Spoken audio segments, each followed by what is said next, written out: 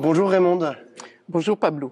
merci d'avoir accepté mon invitation. Raymonde, tu es sénatrice écologiste et si je t'ai invité, c'est pour parler, une fois n'est pas coutume, des retraites Mhm. qui vont revenir un peu dans le débat, notamment parlementaire, avec la proposition de loi qui a été déposée par le groupe Lyotte à l'Assemblée nationale, qui propose l'abrogation pure et simple de la loi et du recul de l'âge de départ légal à la retraite, qui avait pourtant été adopté il y a quelques semaines. On t'avait beaucoup entendu et vu lors du débat Mhm. sur la loi au Sénat. Comment est-ce que toi tu considères que là, au mois de juin, va s'entamer un peu un round 2 de la loi? Comment tu le sens en fait, ce nouveau débat qui va advenir? Je sens surtout sur le fait que je pense que le débat retraite, alors, ne se terminera pas. Alors là, tu me parles de la phase parlementaire, hein. Il y a aussi effectivement de nouveau la mobilisation sociale le 6, quoi. Il y a toujours l'intersyndicale quand même présente. Ce qui est intéressant, c'est vrai, dans ce débat retraite, dans ce dossier retraite et qui continue maintenant, enfin encore, c'est la résonance du combat parlementaire avec le mouvement social, hein, cette sorte de pas de deux. Et donc là, pour l'instant, on est encore là-dessus avec Lyotte, avec la prochaine manifestation. Ensuite, on verra, hein, mais je crois que d'abord, je parle de résonance avec le mouvement social, et ce qui était intéressant, c'est que ça a clarifié, et on le voit encore aujourd'hui, la collusion de la droite avec les macronistes, c'est totalement faite, d'autant plus qu'elle doit se continuer, puisque aujourd'hui, on a bien vu, LR a switché des gens qui étaient en faveur pour des gens qui étaient en défaveur, etc. LR, ça s'est vraiment passé ici, quoi. C'est-à-dire que ce qui se passe aujourd'hui à l'Assemblée nationale avec le passage à la commission des affaires sociales, s'est passé vraiment toujours, enfin beaucoup au Sénat, à savoir que tant LR en tant que rapporteur du texte que Macron ont marché un pas de deux pour mobiliser tous les articles, tous les instruments qui permettaient d'étouffer en quelque sorte le Parlement. C'est-à-dire voilà. Donc ça continue. Quant à après, on verra avec le mouvement syndical. Ce que ça a montré aussi, c'est que si ça unit la droite et les macronistes, ça unit la gauche aussi. Au Sénat, par exemple, nous n'avons pas la NUPES. Bon, à l'Assemblée nationale, c'était évident que c'était une bataille NUPES. Mais ici où on n'avait pas la NUPES, c'est quand même, si le débat a été si fort et si médiatique, c'est parce qu'il y avait vraiment aussi une unité des trois groupes de gauche, avec par exemple, de façon symbolique, des amendements signés par les trois présidents des groupes. Chose qui ne se fait jamais. Ici, il n'y a même pas d'intergroupe, hein, donc je veux dire. Et ce qui durera après, c'est ça. Et puis pour terminer, je pense que ce qui durera, c'est que ce qu'a montré ce débat retraite, c'est que, à la différence d'autres débats dont on pourrait parler, de l'assurance chômage hier, ou demain du RSA, où on parlait d'emploi, là c'est la question du travail qui a émergé. Et je crois que la question du travail doit. Les syndicats feront ce qu'ils voudront s'ils veulent le mettre à l'agenda syndical, mais je pense que par contre les partis politiques et les écologistes surtout, je trouve, doivent désormais mettre à l'agenda permanent la question du travail, la question des conditions de travail, du sens du travail, de la souffrance au travail, et aussi reprendre l'offensive sur la réduction du temps de travail. Tu as commencé en disant la lutte contre la réforme des retraites ne se terminera pas. Non. Tu as parlé du combat parlementaire slash politique et du combat syndical.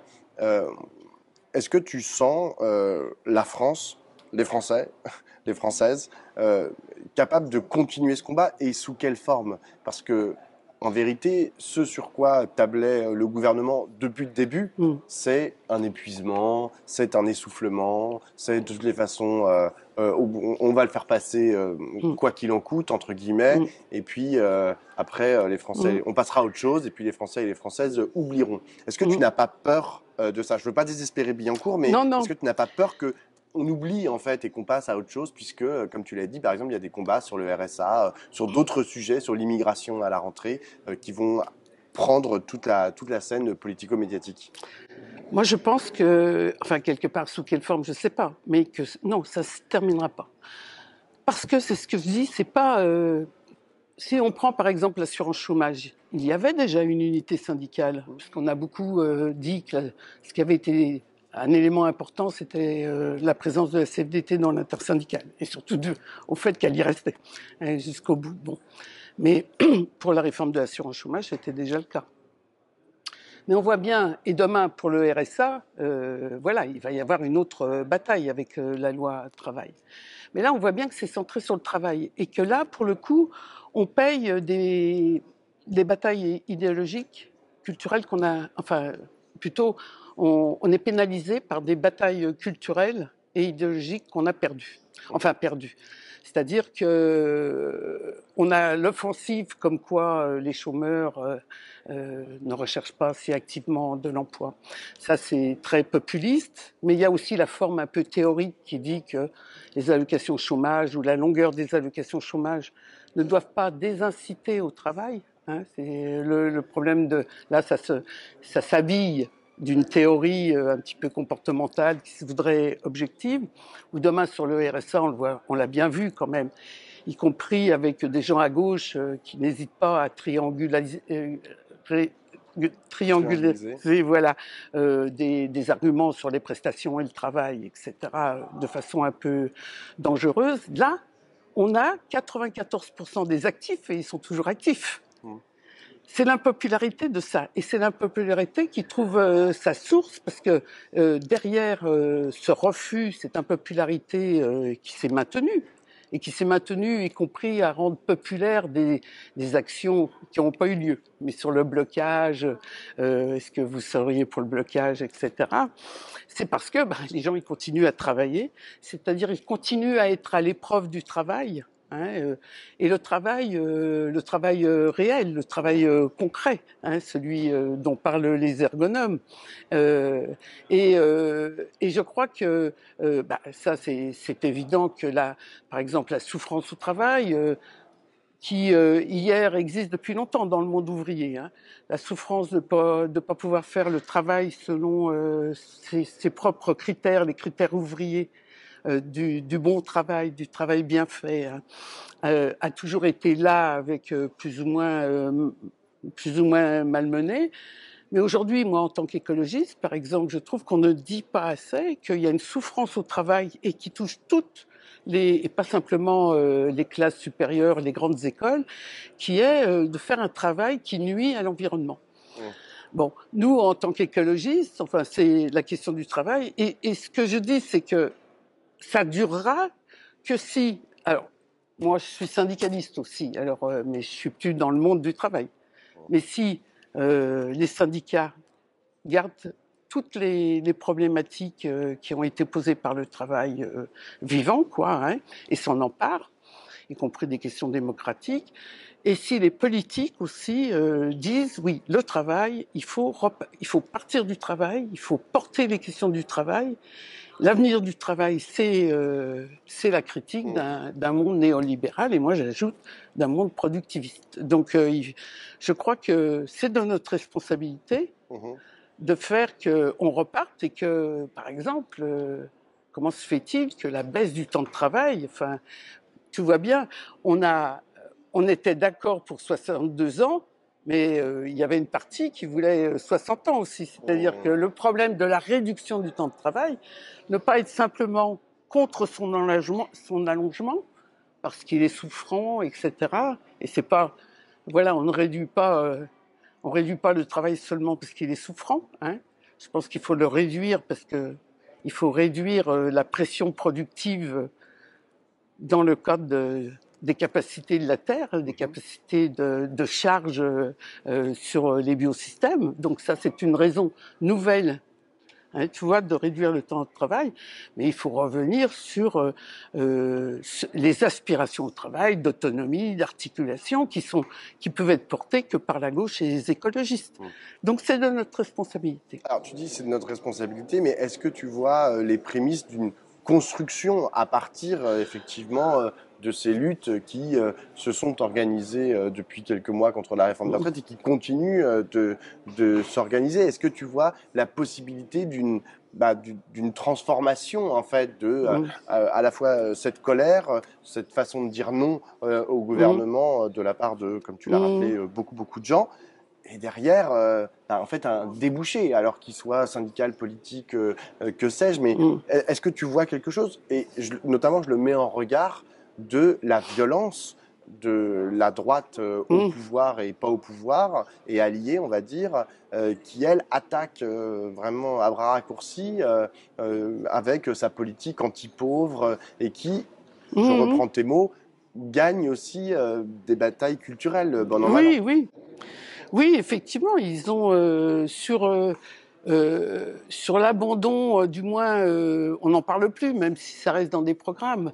Mais sur l'abandon, par exemple, d'une vieille revendication de la réduction du temps de travail, mais qu'il faut renouveler aujourd'hui. Hein. Il faut absolument renouveler ça. Et quand tu dis, attends, juste quand tu dis renouveler, qu'est-ce que ça veut dire? Ça veut dire que toi, en tant que sénatrice, tu vas déposer une proposition de loi? Ça veut dire ça ou ça veut dire que tu vas aller voir les syndicats, tu vas dire putain, il va falloir qu'on en parle. Enfin, comment est-ce qu'on construit en fait, par exemple, comment on redynamise finalement cette problématique de la réduction du temps de travail?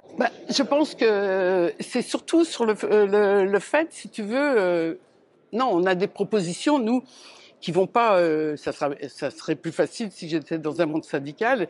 Et je sais, enfin, si j'étais dans une entreprise et que j'étais, tu vois, par exemple, le retour des CHSCT, si tu veux, c'est pas simplement un truc parce que ça a été supprimé. C'est parce que là, on a vraiment supprimé quelque chose qui était de l'ordre, si tu veux, de la prise sur le travail au plus près du travail réel. Donc bon, il y avait des raisons. Et d'ailleurs, je ne sais pas si tu as remarqué, mais de toutes les ordonnances qui sont passées, remettre les CHSCT, c'est vraiment quelque chose qui perdure à travers plein de choses qu'on a perdues dans le cadre des ordonnances, hein, parce que s'il fallait récupérer tout ce qui a été perdu. Je pense que ce qu'on peut faire par contre, c'est faire attention à ne pas parler qu'emploi, hein, je dirais. Et nous, en tant qu'écologistes, on dit, et on a raison, parce que c'est vrai, de dire que la bifurcation écologique, hein, que ça soit dans l'agriculture, que ça soit dans l'industrie ou dans les services, redemandera du travail vivant, quoi, hein, et remettra du travail vivant. Et ça, on le traduit par le fait qu'on est intensif en emploi, qu'on crée des emplois.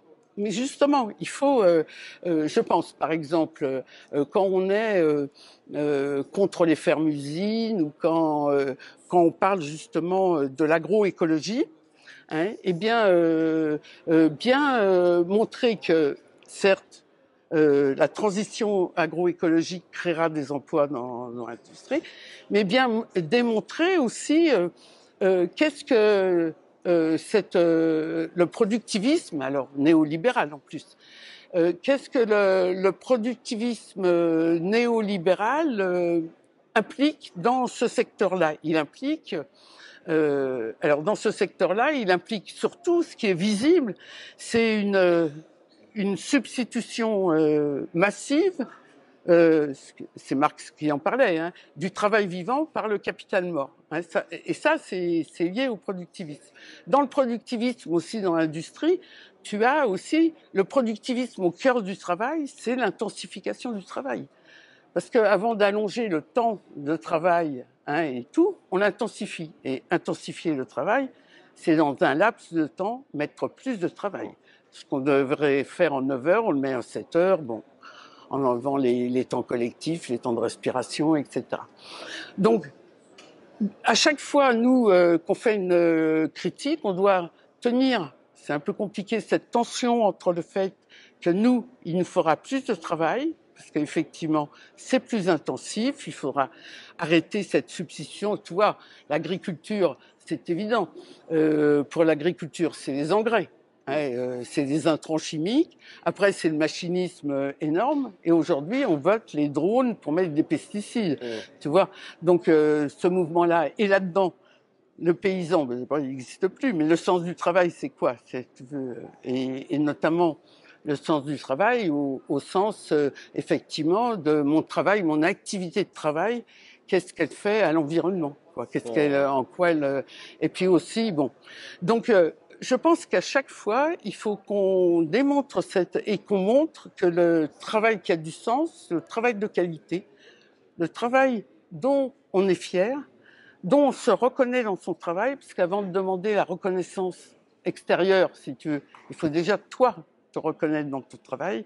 Voilà. Eh bien ça, c'est nous qui pouvons le saisir, en se libérant bien sûr du capitalisme, enfin de la prédation du profit. C'est évident, mais en se dégageant aujourd'hui, c'est ça que j'appelle de façon renouvelée, en se préoccupant de la donnée écologique. Donc c'est produire un discours. Oui, produire un discours. Vous produisez un discours qui est celui que tu viens de dire. Et pas simplement dire que nous, on est pour le travail et pas pour les prestations, tu vois. Parce que de quel travail il s'agit, enfin de quel travail on parle. Du travail, le travail est abstrait, il est dans les tableaux Excel des patrons, le travail est là, voilà. Et nous, je pense que il faut qu'on se saisisse et qu'on dise en quoi l'avenir du travail dont on est fier, du travail où on s'épanouit, et qui du coup, si tu veux, la réduction du temps de travail, c'est pas simplement la compensation qu'on te donne en temps pour un travail souffrant, parce que si tu es aliéné, donc un travail émancipateur, enfin, il faut qu'on reprenne. Et tu vois bien que moi, c'est pas le travail, il est ni sublimé, parce que ça veut rien dire. Et puis ni il est, non, le monde idéal, c'est un monde sans travail. Enfin moi, c'est pas. Le travail est d'abord une activité de transformation pour ses besoins, quoi. Et comment tu juges, c'était l'autre partie de ma question, les offensives en fait de la droite coalisée, on va dire, donc du coup à la fois du gouvernement et de la droite conservatrice plus traditionnelle des républicains. Est-ce que tu as l'impression que là, ils sont en train de cranter des victoires, c'est-à-dire en fait, d'avancer en gros vers leur objectif de société néolibérale, ou au contraire, est-ce que tu penses qu'il y a un espèce de hiatus en fait entre le pouvoir qu'ils ont dans les institutions, notamment à l'Élysée, au gouvernement, à l'Assemblée nationale et au Sénat, qui n'est pas vraiment en rapport avec la société? Je pense que justement là, il peut y avoir un avant et un après avec le travail. Avant, on était quand même un peu leur discours sur les emplois. Il y a 300 000 emplois vacants, il y a 6 millions de chômeurs, etc. Et tout. On a vu aussi que que ce débat sur les retraites n'était pas un problème financier, ça, on l'a dit. Enfin, n'était pas un problème lié aux dépenses. C'est un problème. C'est pas lié aux dépenses de retraite, aux dépenses des retraites qu'il faut compenser, mais c'est un problème financier dans le sens, oui, où on l'a démontré, on l'a déconstruit. Il fallait faire des économies pour payer les baisses d'impôts qu'ils faisaient par ailleurs aux entreprises, etc. Bon, ça, on l'a bien vu, mais on a moins vu ce que nous, on a montré en tant qu'écologistes, c'était que ce qui était visé, c'était un point de PIB, parce que moi, je l'ai demandé jusqu'à ce que j'ai eu le chiffre. Et donc, on a vu aussi que dans toutes ces réformes, ce qu'il s'agit, c'est d'augmenter l'offre de travail.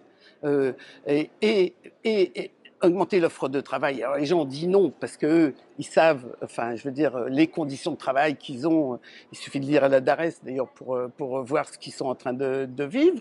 Donc sur cette offre de travail, mais du coup, le côté offre de travail pour des emplois vacants, pour des emplois qui n'ont pas de sens ou des emplois à la con, etc.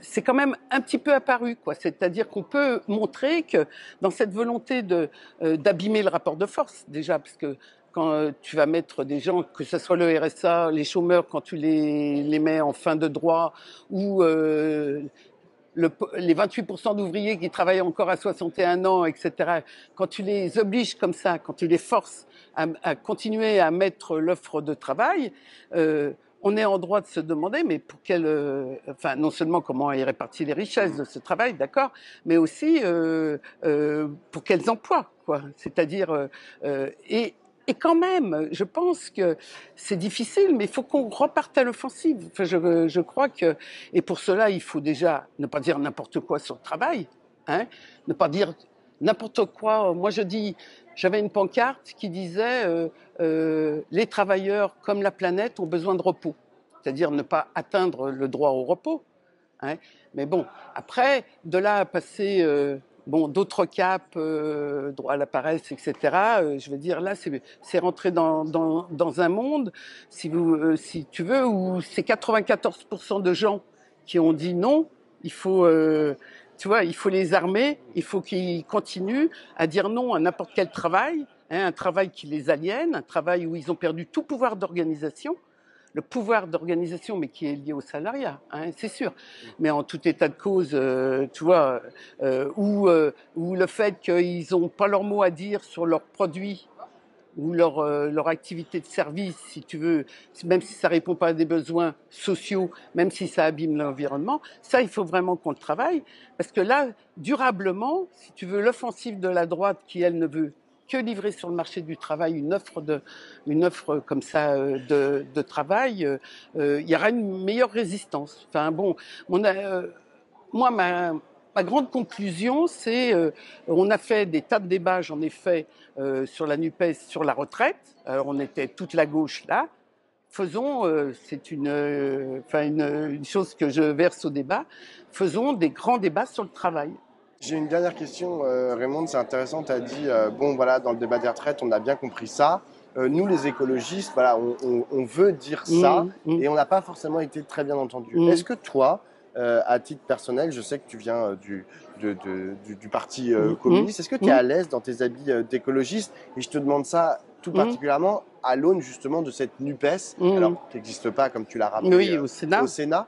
Mais est-ce que tu considères que vous avez assez voix au chapitre, vous avez, voilà, en fonction des différentes élections, je sais pas quoi, est-ce que tu trouves qu'on entend assez votre voix spécifique par rapport justement à celle des communistes, des insoumis ou des socialistes? Bah, écoute, moi je me sens à l'aise bien sûr dans l'écologie politique. Bon, j'ai dit une fois, la première fois que j'ai candidaté pour le Conseil général, que j'étais venue à l'écologie par la question sociale. Donc ça demeure. Hein, c'est vraiment, c'est ce qui, et pas seulement ceux qui disent que, si tu veux, la crise climatique, de biodiversité, que le fait qu'on ne fasse pas cette transition écologique pèse plus sur les pauvres, c'est vrai. Hein, elle pèse plus sur les pauvres qui partent pas en vacances, qui sont sur le périphérique, qui mangent mal, etc., etc. Mais moi, je l'inverse et je dis, sans réduction des inégalités sociales, il n'y a pas de transition écologique. Donc, je veux dire, c'est dialectique. Il ne faut pas se dire, je commence par ça et je ferai ça, ou je commence par ça et ça aura comme effet de. Tu vois, comme hier, on disait, faisons la révolution, on s'occupera après de l'émancipation des femmes, d'autres dominations, tu vois, et tout. On verra, c'est ensuite. Non, là, c'est donc bon, moi étant venue comme ça à l'écologie politique et m'y sentant très bien, parce que c'est vrai qu'on a été les seuls à dire que cette loi, elle était contestable parce qu'elle était productiviste, ne serait-ce. D'abord, elle est productiviste dans le travail, mais ça, on ne pouvait pas le développer, mais parce qu'elle visait encore à augmenter d'un point le PIB, quoi. Et que, voilà. Alors, les communistes le disaient bien, ils disaient bien quelque chose. Ils disaient, comme les socialistes, que le PIB était mal réparti, et donc il n'y avait pas matière à l'augmenter d'un point, il n'y avait qu'à mieux le répartir. Mais nous, on dit plus que ça. quoi, hein, puisque nous, si tu veux, quand on parle de nouveaux indicateurs de richesse, par exemple, tu vois, qui prend l'espérance de vie en bonne santé, etc., on voit bien que nous, aussi, on a une critique de la marchandisation du monde, si tu veux, qui mène au consumérisme. Enfin, parce que quand tu es comme ça dans un travail comprimé, dans un travail intensifié, tu as une consommation qui est pareille, hein. Elle est comprimée, quoi. Tu vas acheter des plats tout faits, etc. Et puis tu vas marchandiser la garde de tes mômes, etc. Tout, tu vois. Donc nous, avec d'autres critères de la prospérité, forcément, on est plus large dans notre critique. Alors pour revenir à ta question sur la Nupes, moi je dis, eh ben prenons notre place. Hein. C'est-à-dire que bon. Effectivement, on peut dire que la NUPES aujourd'hui, pour sa traduction à l'Assemblée nationale, elle est déséquilibrée. Bon, elle est déséquilibrée parce que de plus, les résultats de la présidentielle l'étaient, quoi. Bon, voilà. Donc, effectivement, on doit... mais c'est à nous, quoi. Exigeons les débats, exigeons le Parlement de la NUPES, exigeons des débats sur le travail, exigeons des débats sur le nucléaire, même si ça fâche. C'est-à-dire que prendre notre place, c'est et la prendre de façon loyale, c'est vouloir augmenter les consensus, parce que la marche est haute pour 2027, hein, même s'il y a d'autres élections avant, et dissoudre les dissensus, quoi. Mais bon, on en revient à des élections où quand on est séparés, forcément qu'on vitrifie les dissensus. Hein, bon. Donc toi, par exemple, pour les européennes, tu serais pour y aller ensemble? Moi, pour les européennes, non, je dirais pas ça au jour d'aujourd'hui. Mais tu préfères vitrifier les dissensus jusqu'à juin prochain? Disons que non, mais je dis que sur les européennes, il faut être sérieux. Il y a de bons arguments dans les deux options. Vraiment. Moi, les 100% pour l'une ou pour l'autre me fatiguent, hein. Vraiment me fatiguent. Hein. Donc, bon, autant de dire il nous faut à tout prix une union, etc. Mais par exemple, si tu prends ceux qui disent, vous voyez bien, qu'ensemble on fait X%, et que séparés on fait 7% de plus, on passe de 25 à 33, enfin j'en sais rien, bon, tout ça et tout. Ils disent ça, ils disent c'est un argument, moi. Je vois pas trop l'argument, si tu veux. C'est vrai, bon, factuellement, c'est vrai. Mais ça veut dire que tu as 7% des gens qui quand même seront nécessaires en 2027, quand on aura notre fameuse, puisqu'on est d'accord là-dessus, pour la candidature unique. Donc 7% des gens qui disent séparés, je vote là, mais si vous êtes ensemble, je vote ailleurs. Eh bien moi, je dis, ça devrait nous préoccuper. Ouais. Parce que dire on fait 27 si c'est la NUPES, et c'est quand même pas tout à fait nul aussi de dire que si on est premier, bon, ça évite le titre LR grand vainqueur des enfin pas LR, le RN grand vainqueur et tout et tout. Mais par ailleurs, bon, il y a des dissensus. C'est idiot de dire qu'on n'a que 20% de votes qui sont en dissensus. Si sur certains thèmes, tu as 40%. Ce que disent ceux qui sont pour chacun sa liste. Donc là, on se bat et tout. Et après, on va faire la campagne comment? Moi, j'avais dit, si on part chacun de son côté, il faut qu'on pense qu'après, il va falloir s'unir, enfin, pour 27. Donc, que quelque part, continuellement, ça soit notre petit David truc là, qui est notre conscience, quoi. Jiminy Cricket. Voilà, Jiminy Cricket. Mais bon, donc ceci pour dire qu'aujourd'hui, moi, je trouve, je serais plutôt aujourd'hui un peu pour les listes séparées, j'avoue, paradoxalement. Mais en tout état de cause, c'est très tôt. Et moi, je trouve qu'il faut pas, alors là, faut pas insulter l'avenir. Hein, vraiment, à la vitesse où vont les positions en Europe, enfin, les basculements en Europe, enfin aussi l'Espagne, peut-être demain le Portugal. Enfin bon, et bon, quelque part, il faut que ça fasse sens. Ça fait sens aussi de dire que c'est d'avoir plus d'écologie, c'est vachement important. On a un parti vert, on obtiendra plus de choses par le consensus et tout. Mais le président de la République qu'on veut commun en 2027, il a aussi du poids au Conseil. Hein. Donc tu vois, tout est. Et donc moi je pense qu'il faudrait. C'est pour ça que je suis un peu d'accord sur le fait qu'il faudrait un débat et qu'il faudrait beaucoup de respect sur les arguments, qu'on les confronte, qu'on voit qu'il y a des arguments, tu peux dire exactement sur le même truc, exactement, en tirer exactement une conclusion inverse. Pour l'instant, moi, je suis assez sur des listes séparées, mais je trouve qu'il faut alors vraiment que c'est pas possible qu'on dise, voilà, On se que balance juste des noms d'oiseaux sur Twitter à chaque fois. oui, puis on va faire la campagne comment? Puisque Ouais. là, pour l'instant, on est pareil, tu vois. Donc, on va faire forcément la campagne. Lorsque je pense, les jeunes écologistes, je ne sais pas si tu l'as vu, mais on votait plutôt pour un travail. D'abord, on ne vote pas pour une liste unique aujourd'hui. On commence par le projet quand même quand on est des politiques. Mais comment se fait-il qu'on refuse le débat que le Parti socialiste veut avoir en septembre, que les jeunes écologistes veulent, si tu veux, voilà, et qu'on fasse un état des lieux, et puis que loyalement on voit ce qui peut se réduire, comment on peut quand même convaincre. On l'a bien fait en 13 jours, 13 nuits, alors on a mis des listes ensuite, c'est sûr. Mais on devrait faire pareil. Et ça c'est une démarche de travail et qui nous mènera peut-être à la liste séparée, mais de façon saine, je dirais. Tu vois, saine. Eh ben, il y a beaucoup de pain sur la planche pour les mois à venir. Merci Tout beaucoup, à fait. Raymonde. Ben, je t'en prie, Pablo.